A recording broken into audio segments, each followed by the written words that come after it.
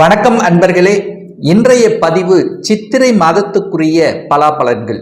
இந்த சித்திரை மாதத்துக்குரிய கிரக நிலைகளை பார்க்கும் பொழுது மேசமனையில் குழந்தைக்கு காரகன் என்று சொல்லக்கூடிய குரு பகவானும் தன்னம்பிக்கை காரகன் என்று சொல்லக்கூடிய சூரிய பகவானும் இணைவு பெற்று உட்கார்ந்திருக்காங்க. மிதுன மனையில் மனோ காரகன் என்று சொல்லக்கூடிய சந்திர பகவானும் ஞான காரகன் என்று சொல்லக்கூடிய கேது பகவான் கன்னி மனையிலும், கும்ப மனையில் தொழில் காரகன் என்று சொல்லக்கூடிய சனி பகவான் ஆட்சி பலம் மூல திரிகோண பலம் பெற்றும், அதே சமயத்தில் செவ்வாய் பகவானும் கும்ப மனையில் உட்கார்ந்திருக்காங்க. மீனமனையில் ராகு புதன் சுக்கிரன் இந்த 3 கிரகங்கள் இணைவு பெற்று உட்கார்ந்திருக்கு. இந்த மாதத்தினுடைய பெயர்ச்சிகள் என்ன அப்படின்னு பார்க்கும் பொழுது, இந்த சித்திரை மாதம் 10ஆம் தேதி, அதாவது ஏப்ரல் மாதம் 23ஆம் தேதி என்று செவ்வாய் பகவான் கும்ப மனையிலிருந்து மீன மனைக்கு பெயர்ச்சி ஆகிறார். அதே போல இந்த சித்திரை மாதம் 11ஆம் தேதி, அதாவது ஏப்ரல் மாதம் 24ஆம் தேதி என்று சுக்கிர பகவான் மீன மனையிலிருந்து மேச மனைக்கும், சித்திரை மாதம் 18ஆம் தேதி, அதாவது இந்த மே மாதம் 1ஆம் தேதி என்று குரு பகவான் மேச மனையிலிருந்து ரிஷப மனைக்கு பெயர்ச்சியாகிறார். அதே போல இந்த சித்திரை மாதம் 27ஆம் தேதி, அதாவது மே மாதம் 10ஆம் தேதி என்று புதன் பகவான் மீனமனையிலிருந்து மேசமனைக்கு பெயர்ச்சியாகிறது. இந்த கிரக நிலைகளினுடைய அந்த சுழற்சியை வைத்துக்கொண்டு என்ன மாதிரியான பலன்கள், சாதகம் என்ன பாதகம் என்ன, எதை செய்யலாம் எதை செய்யக்கூடாது, என்ன மாதிரியான தெய்வ வழிபாடு இந்த மாதம் உங்களுக்கு உகந்தது என்பதை பற்றித்தான் டீட்டெயிலாக பார்க்க போகிறோம். அதற்கு முன்னால் நம்முடைய சேனலை ஃபர்ஸ்ட் டைம் நீங்கள் பார்ப்பவர்கள் என்றால் மறக்காம சப்ஸ்கிரைப் பண்ணிக்கிங்க. தனுசு ராசி அன்பர்களுக்கு இந்த சித்திரை மாதம் எப்படி இருக்கும் அப்படின்னு பார்க்கும் பொழுது, முதலில் வேலை தொழில் வியாபாரம் சார்ந்த விஷயங்கள் எப்படி இருக்குன்னு பார்க்கும் பொழுது, 10ஆம் இடத்தின் அதிபதியாக இருக்கக்கூடிய புதன் பகவான் 4ஆம் இடமான சுகஸ்தானத்தில் அமர்ந்து கொண்டு நீசமாக இருந்தாலும் நீச பங்கமாக மாறி 10ஆம் இடத்தை பார்க்கிறார். அப்ப 10க்குரியவன் 10ஆம் இடத்தை பார்ப்பது உங்களுக்கு மேன்மையை தரக்கூடிய ஒரு நல்ல அம்சம் தான். அதே போல இந்த மாதம் சித்திரை 18ஆம் தேதிக்கு அப்புறம் குரு பெயர்ச்சி நடக்கிறது. அந்த குரு பகவான் 6ஆம் இடத்தில் அமர்ந்து கொண்டு தனது 5ஆம் பார்வையாக 10ஆம் இடத்தை பார்ப்பது கூடுதல் சிறப்பு. அப்போ ஒரு சுபகிரகம் 10ஆம் இடத்தை பார்க்கிறார் அல்லவா, அப்போ அந்த 10ஆம் இடத்தை வளர்க்கக்கூடிய தன்மை, ஒரு மாற்றத்தை தரக்கூடிய தன்மை. இதுவரைக்கும் ஒரு நல்ல வேலை கிடைக்கல அப்படின்னு இருக்கின்ற தனுசு ராசி அன்பர்களுக்கு ஒரு நல்ல வேலை கிடைக்கக்கூடிய தன்மை. தான் படித்தது ஒன்று, நான் பார்க்கிற வேலை பார்க்கிறது ஒன்று, இந்த மாதிரியான ஒரு மாற்றம், அதாவது ஒரு குழப்பம், சரியான ஒரு வேலை இல்லாத இந்த தனுசு ராசி என்பவர்களுக்கு வேலையில் செட்டில் ஆகக்கூடிய தன்மை, தன்னுடைய தகுதிக்கு ஏற்ப தன்னுடைய படிப்புக்கு ஏற்ப தொழில் மாற்றத்தை தரக்கூடிய ஒரு நல்ல மாதமாக உங்களுக்கு அமையிருக்கிறது. அதே சமயத்தில் ஒரு இடமாற்றத்தை எதிர்பார்த்து காத்து கொண்டிருந்தவர்கள் ஒரு நல்ல இடமாற்றம் கிடைக்கக்கூடிய அமைப்பு, அது நீங்க விரும்பிய இடத்துக்கு இடமாற்றம் செய்யக்கூடிய தன்மை. அதே சமயத்தில் ஒரு பட்டம் பதவி புகழ் கௌரவம் கிடைக்கக்கூடிய, அது வரைக்கும் ஒரு நல்ல உழைச்ச அந்த உழைப்புக்கேற்ற ஒரு ரெகனைசேஷன் நமக்கு கிடைக்கல, அதாவது என்னுடைய மேலதிகாரிகள் என்னை புரிந்து கொள்ளல, தன்னுடைய உழைப்பு யாரோ ஒருத்தர் பயன்பட்டது, இந்த மாதிரியான அழுத்தம் பிரஷரோடு இருந்த இந்த தனுசு ராசி என்பர்கள் அதிலிருந்து முற்றிலும் விடுபடக்கூடிய ஒரு நல்ல வாய்ப்புள்ள மாதமாக அமைகிறது இந்த தனுசு ராசி அன்பர்களுக்கு. அதே சமயத்தில் பாக்கியத்தை தரக்கூடிய அந்த சூரிய பகவான் பார்த்தீங்கன்னா 5ஆம் இடமான பூர்வ புண்ணிய ஸ்தானத்தில் உச்ச பலத்தோட அமைய இருக்கின்ற ஒரு அற்புதமான ஒரு மாதம். அப்போ பாக்யாதிபதி வலிமையா இருக்கும் போது உங்களுக்கு பாக்கியங்கள் கிடைக்கக்கூடிய அமைப்பல்லவா. அப்போ ஒரு நல்ல தொழில் மாற்றங்கள், அல்லது இதுவரைக்கும் ஒரு வேலையிலேயே இருந்தவர்கள் இப்போ ஒரு தொழிலை ஆரம்பிக்கக்கூடிய உத்வேகங்கள், அந்த எண்ண மாற்றங்கள் கிடைக்கக்கூடிய தன்மைகள் சிறப்பாக இருக்கு. அதே சமயத்தில் அந்த பாக்யாதிபதியான சூரியன் 5ஆம் இடத்தில் அமர்ந்து கொண்டு தனது 7ஆம் பார்வையாக 11ஆம் இடத்தை பார்க்குது. அப்ப லாபஸ்தானத்தை பார்க்கின்ற காரணத்தால நிச்சயமாக உங்களுக்கு செய்யக்கூடிய தொழில்கள் மூலமாக லாபத்தை அனுபவிக்கக்கூடிய ஒரு நல்ல மாதமாக இருக்கும்.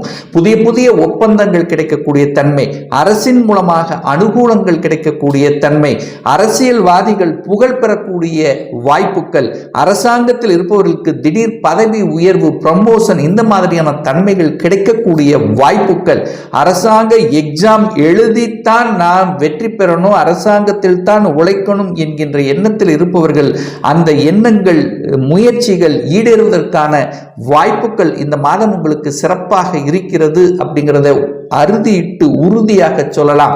அதே சமயத்தில் இதுவரைக்கும் குடும்பம் சார்ந்த விஷயத்தில் பிரச்சனையோடு இருந்தவர்கள், கணவன் மனைவிக்குள்ளேயே கொஞ்சம் கருத்து வேறுபாடுகள் உள்ளவர்கள் எல்லாமே ஒன்று இணைவதற்கான வாய்ப்புள்ள ஒரு மாதமாக அமைகிறது. என இந்த சித்திரை 18க்கு அப்புறம் குரு பகவான் 6ஆம் இடத்தில் அமர்ந்து தனது 9ஆம் பார்வையாக குடும்பஸ்தானத்தை பார்க்கிறார். அப்ப குரு பார்த்தால் கோடி நன்மை அல்லவா? அப்ப அந்த 2ஆம் இடத்தை புனிதப்படுத்துகிறார். அப்ப இதுவரைக்கு இந்த தனம் சார்ந்த விஷயங்கள், குடும்பம் சார்ந்த விஷயங்கள், தன்னுடைய வாக்கு சம்பந்தப்பட்ட விஷயங்கள், கல்வி சம்பந்தப்பட்ட விஷயத்தில் பிரச்சனையாக இருந்த தனுசு ராசி என்பவர்கள் அந்த பிரச்சனையிலிருந்து விடுதலை அடையக்கூடிய ஒரு நல்ல மாதத்தினுடைய தொடக்கமாக உங்களுக்கு அமைகிறது.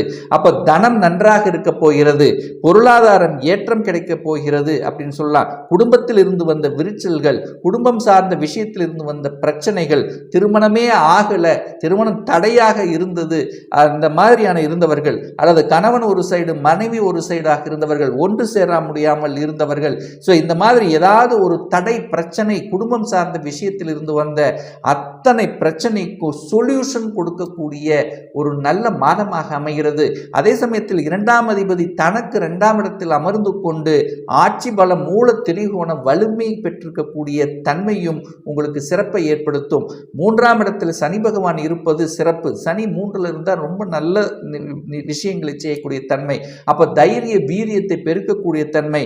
கடந்த காலத்தில் ஏதாவது ஒரு வகையில் மன ரீதியான குழப்பம் இந்த மாதிரியான இருந்தவர்கள் எல்லாம் எதையும் செய்யலாம், எதையும் சாதிக்கலாம் என்கின்ற தன்மை, பெயரையும் புகழையும் கொடுக்கக்கூடிய அந்த இடத்தில் சனி பகவான் இருக்கிறதுனால நிச்சயமாக உங்களுக்கு பெயர் புகழ் வரக்கூடிய தன்மை நிச்சயமாக உண்டு. இந்த கலைத்துறையில் இருப்பவர்களுக்கு புதிய ஒப்பந்தங்கள் கிடைக்கக்கூடிய வாய்ப்புகள், சந்தர்ப்பங்களை உருவாக்கும். என சுக்கிரன் 4ஆம் இடமான சுகஸ்தானத்தில் அமர்ந்து கொண்டு உச்ச பலத்தோட வலிமை பெற்றிருக்கக்கூடிய ஒரு நல்ல மாதமாக அமைகிறது.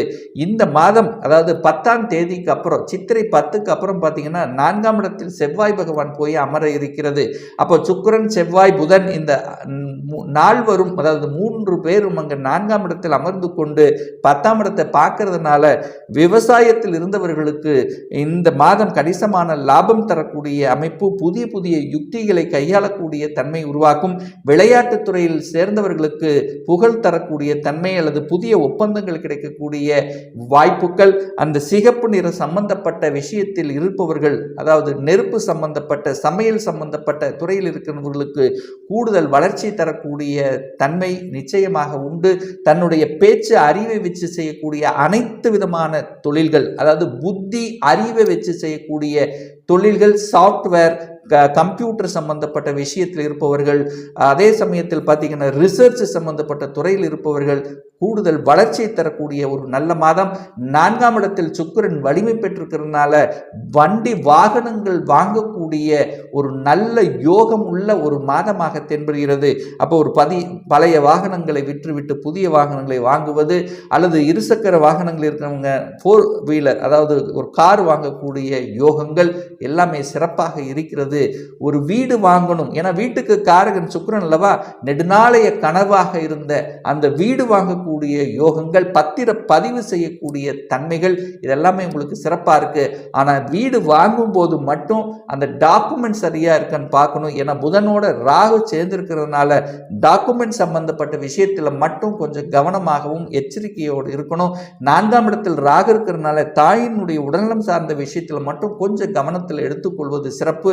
5ஆம் இடத்தில் சூரியன் இருப்பது கூடுதல் நன்மை தரக்கூடிய அமைப்பு என பாக்யாதிபதி 5ஆம் இடத்தில் இருப்பது உங்களுக்கு சிறப்பை ஏற்படுத்தி கொடுக்கும். குழந்தையின் மூலமாக அனுகூல வாய்ப்புகள், குழந்தைகள் மருத்துவர் ஆகுவதற்கான வாய்ப்புகள், சந்தர்ப்பங்கள் என சூரியன் அங்கே இருக்குது.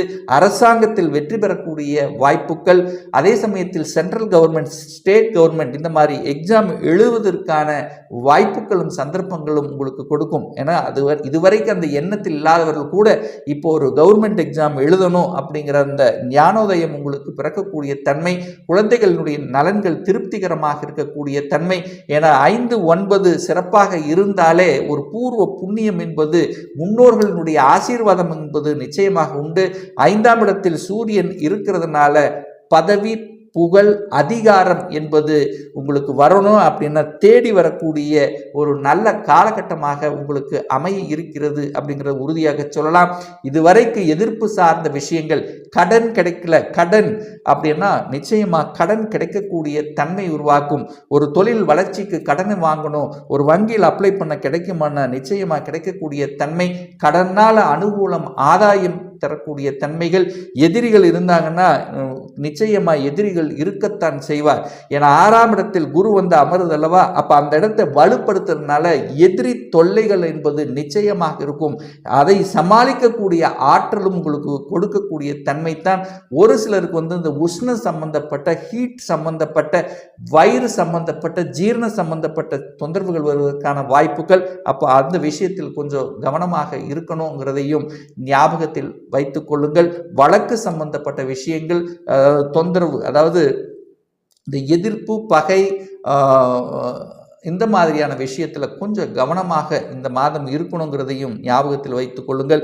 வழக்கு சம்பந்தப்பட்ட விஷயத்திலும் கொஞ்சம் கவனமாக இருக்கணுங்கிறதையும் ஞாபகத்தில் வைத்துக் கொள்ளுங்கள். தந்தையின் மூலமாக அனுகூலங்கள், வெளிநாட்டு செல்லக்கூடிய யோகங்கள், வெளிநாட்டின் மூலமாக அனுகூலங்கள், கடல் கடந்து செல்லக்கூடிய தன்மைகள், ஸ்டேட் டு ஸ்டேட் மாறக்கூடிய தன்மைகள், இதெல்லாமே உங்களுக்கு சிறப்பாக இருக்கு. கடவுளினுடைய அனுகிரகம் என்பது நிச்சயமாக இந்த மாதம், அதாவது குருவினுடைய அனுகிரகம் என்பது நிச்சயமாக உங்களுக்கு உண்டு அப்படின்னு சொல்லலாம். ஏன்னா 6ஆம் இடத்தில் வந்து அமர்ந்து அந்த குரு பகவான் 12ஆம் இடத்தை பார்த்து சுபத்துவப்படுத்துகிறார். அப்ப 12ஆம் இடம் என்பது வெளிநாடு. யாரெல்லாம் வெளிநாட்டுக்கு போகணும் என்கின்ற எண்ணம் உறுதியோடு இருக்கக்கூடிய இந்த தனுசு ராசி என்பர்கள், வெளிநாட்டு யோகம், அந்நிய மதத்தினருடைய அனுகூலங்கள், வெளிநாட்டு தொடர்புகள், எம்என்சி கம்பெனியில் வேலை பார்க்கக்கூடிய தன்மைகள், அல்லது வெளிநாட்டிலே இருந்து வெளிநாட்டிலேயே ஒரு குடியுரிமை வாங்கணும் அப்படிங்கிற எண்ணம், அந்த எண்ணத்தில் இருந்தவர்கள் அப்ளை பண்ணீங்கன்னா நிச்சயமா குடியுரிமை கிடைக்கக்கூடிய தன்மைகள், இது எல்லாமே உங்களுக்கு சிறப்பாக இருக்கிறது அப்படிங்கிறத சொல்லலாம். ஒரு நல்ல தெய்வ வழிபாடு அப்படின்னு எடுத்துக்கொண்டால், அதாவது வேலை சார்ந்த விஷயத்தில் ஒரு பிரச்சனையாக இருக்கு, ஒரு அழுத்தமாக இருக்கு அப்படின்னு இருந்தவர்கள், இந்த கேது அங்கே இருக்கிறதுனால, 10ஆம் இடத்தில் கேது இருக்கிறதுனால, நீங்கள் வேலைக்கு செல்லும் போது விநாயகமூர்த்தியை வழிபட்டு சென்றாலே வேலை சார்ந்த விஷயத்தில் உங்களுக்கு எந்த கெடுபலன்களும் வரப்போவது இல்லை அப்படிங்கிறத சொல்லலாம். ஒவ்வொரு அமாவாசை என்று குலதெய்வத்தை சென்று வழிபட்டீங்கன்னா நிச்சயமாக முன்னோர்களுடைய ஆதரவு, முன்னோர்களுடைய அனுகூலங்கள் உங்களுக்கு கிடைக்குங்கிறதுல எந்தவித மாற்று கருத்தும் கிடையாது.